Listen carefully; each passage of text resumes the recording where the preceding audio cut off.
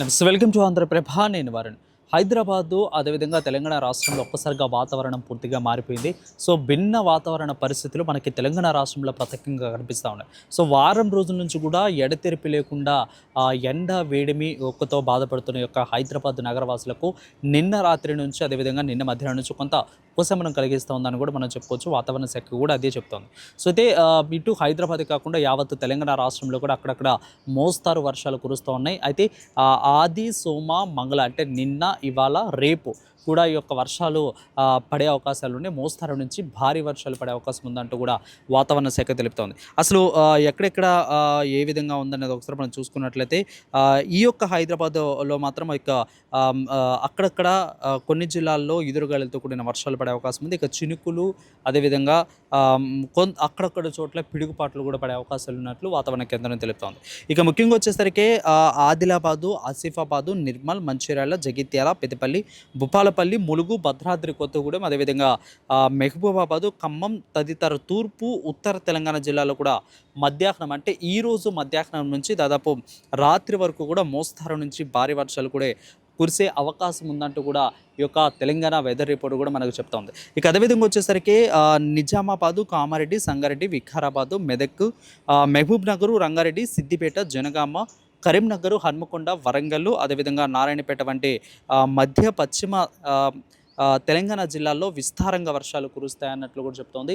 So తూర్పులోనేమో మధ్యాహ్నం నుంచి ఈరోజు మధ్యాహ్నం 1 గంట నుంచి మోస్తారు నుంచి భారీ వర్షాలు. ఇక ఇటు వచ్చేసరికి ఈ రకంగా చూసుకున్నట్లయితే ఇటు కరీంనగరు, సిద్దిపేట, జనగామ, హనుమకొండ, వరంగల్, నారాయణపేట వంటి మధ్య పశ్చిమ తెలంగాణ జిల్లాలో కూడా విస్తారంగా ఈరోజు మధ్యాహ్నం నుంచి కూడా వర్షాలు కురుస్తున్నట్లు కూడా మనకి వాతావరణ కేంద్రం తెలుపుతుంది. ఇక హైదరాబాద్ నగరంలో ప్రత్యేకంగా మనం చూసుకున్నట్లయితే కూడా గత కొద్ది రోజుల నుంచి కూడా పగలంతా ఎండ వేయడంతో కూడా అటు గాలి కూడా లేక జనాలందరూ కూడా ఎంతో వేడితో ఉక్కపోతతో ఇబ్బందులు పడ్డారు. సో అలాంటి వాళ్ళకి కూడా హైదరాబాద్ నగర వ్యాప్తంగా కూడా నిన్న ఉదయం నుంచి కొంత వాతావరణం చల్లబడినప్పటికీ మధ్యాహ్నం నుంచి కూడా 4-5 సార్లు కూడా వర్షాలు పడిన సందర్భాలు మనం హైదరాబాద్ నగరంలో చూస్తాను. ఇక నిన్న రాత్రి కంటిన్యూస్గా దాదాపు 9:30 నుంచి ఇంకా రాత్రి అంతా కూడా కంటిన్యూస్గా ఈ రకంగా హైదరాబాద్ నగర వ్యాప్తంగా కూడా మొత్తం పడతా ఉంది. సో అదేవిధంగా ఈరోజు కూడా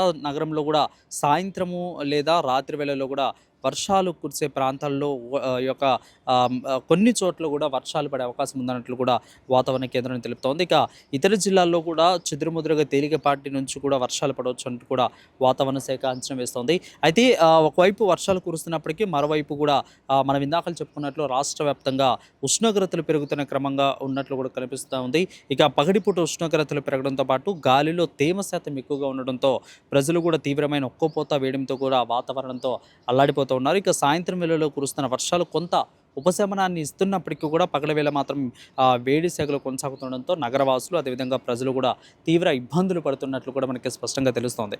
ఇక రాష్ట్ర వ్యాప్తంగా ఆదివారం పలు జిల్లాలో కూడా వర్షాలు కురిసినాయి నిన్న మొత్తం మీద.